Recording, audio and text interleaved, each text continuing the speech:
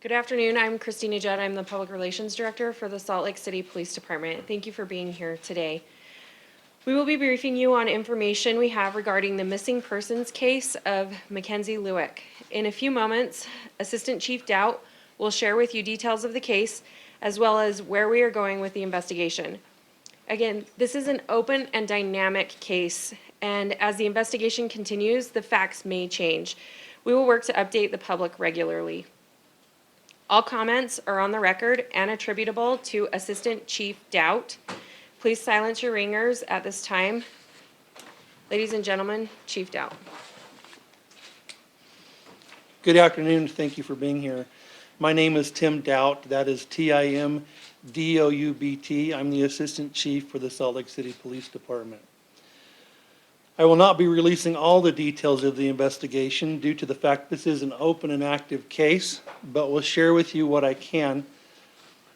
On Thursday, June 20th, at approximately 4:00 p.m., we received a call from the Lueck family reporting that they had not heard from their 23-year-old daughter, Mackenzie, or Kenzie, since early Monday morning, the 17th of June, when she texted her mother at 2:01 a.m. Mountain Time.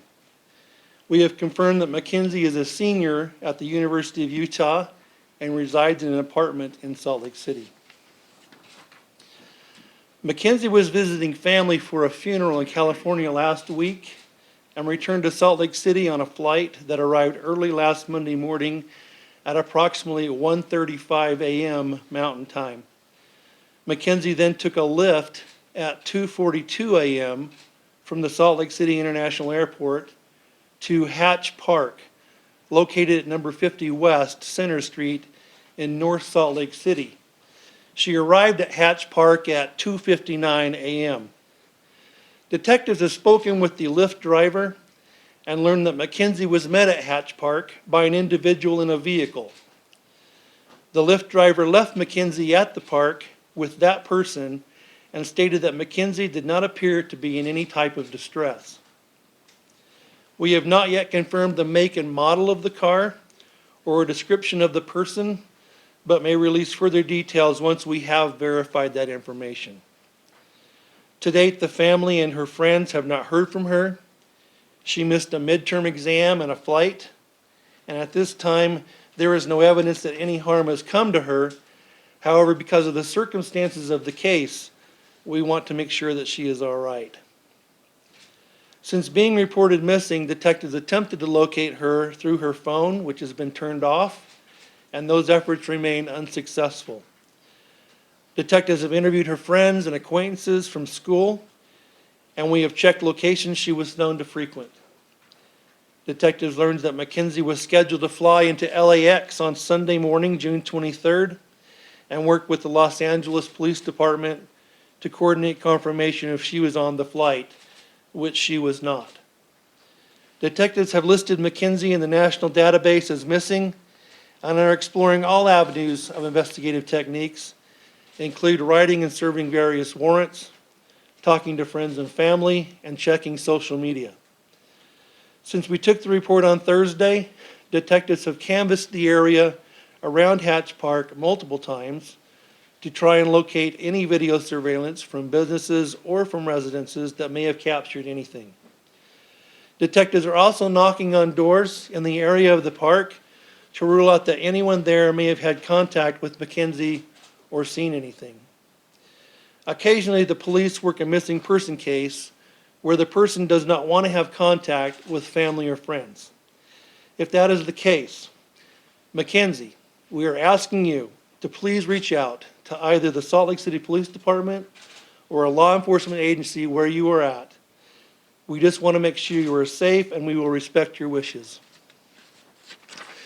As of now, we have activated a tip line for this specific case and are asking for anyone with information on possible whereabouts of Mackenzie to please call 801-799-4420. Some of the questions you have are the same questions our detectives are seeking answers for. We encourage the public to help us answer these questions. These questions include, does Mackenzie have an alternate phone that she has used or is using? Who did Mackenzie meet in North Salt Lake City? Does Mackenzie have any social media accounts we don't know about? And is anyone in contact with Mackenzie online or by phone currently or within the last week? Our detectives have been working around the clock on this case, and finding Mackenzie is a very high priority for us. A significant portion of our department has been assigned to work the case. We've been in contact with our federal, state, and local partners. We've had regular contact with the Lueck family. Chief Brown has personally talked with the family and offered our commitment to finding Mackenzie. We will continue to work with them or anyone who has information on this case. Again, we are asking anyone with information to please contact us. I'll now take a few questions. As far as the individual that picked her up, was it a male, female? What can you tell us about that? Until we can actually confirm that, we're not going to share that just yet. What gave the Lyft driver an indication that there was nothing odd or that she seemed fine? Because that's an investigative interview, I can't go into that. Can you say, did the Lyft driver watch her get into the car or make contact with the person? Or did she just say, oh, that's my ride, They did make contact, with the person in the car? yes. And then they see him get in the car and drive off? Or? I'm not sure if they actually got in the car or not. Why is it that you can't confirm the make and model of the car? Is it just too far away, or?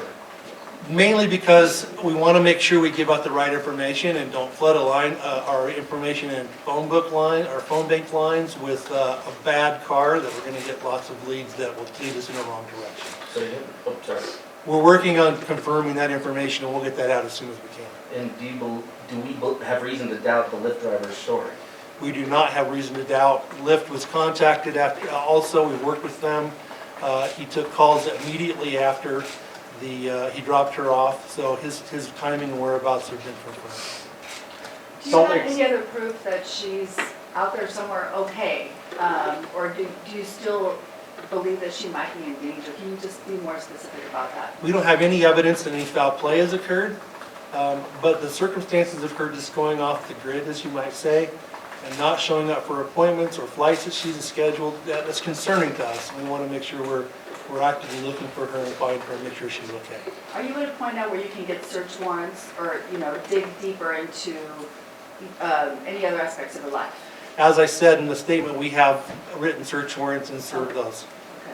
And we'll continue to do so as we uncover more information. In the wake of the Lauren McCluskey murder, there's been a lot of criticism about how police responded to things. I just want to be clear, were there any reports prior to her disappearance from her of any issues with anyone, anything? Was anything ever reported to police or any of her friends before she disappeared?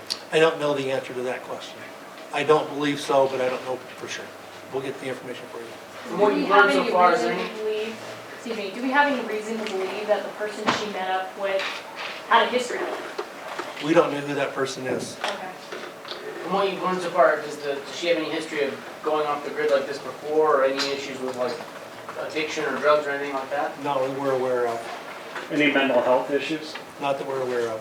Did I hear you say that she had told the police in California that she was going to confirm with them that she was going to be on that flight? No, we sent the police to confirm that she was on the flight or not, and she was not. Just a couple of more. Video surveillance at the park, did that come? Have you got any video surveillance from Hatch Park, and if so, has that helped at all? We have some surveillance from around the park, but not at the park. There's a time lag at the airport from the time that her flight lands to the time that she gets on the lift of roughly an hour, maybe a little longer. There's surveillance throughout the airport. Do you have any indication of what she was doing at the airport? If she met anyone, if she talked with anyone? Were there any indications of where she may have been going from that? We reviewed that tape, and we're not going to release that right now. Can you Are you say, getting one more tips from are you getting helpful tips from the tip line? What kind of tips are coming in, and are they generating any good leads? A lot of tips are coming in. We have about 6 detectives staffing that line right now, plus other detectives who are going out and answering those tips and trying to find what's happening. I'm not sure what kind of leads they're getting right now, but I can tell you that they are actively getting leads as we talk. can you say, did the Lyft driver, was he able to, want to talk about the nature of the meeting? Did she say, oh, I'm meeting a friend, or I'm meeting this person? I mean, who do you meet at 3 in the morning in a park that's not near your home? Did she mention anything about the nature of the meeting? because that's part of the investigation and interview, I can't answer that question. How far is the park from We her home? appreciate everyone coming out. I'll have the PIOs standing around after this so that they can answer any clarifying questions. And then, as I said, we will continue to update you regularly as we get more information. Thank you.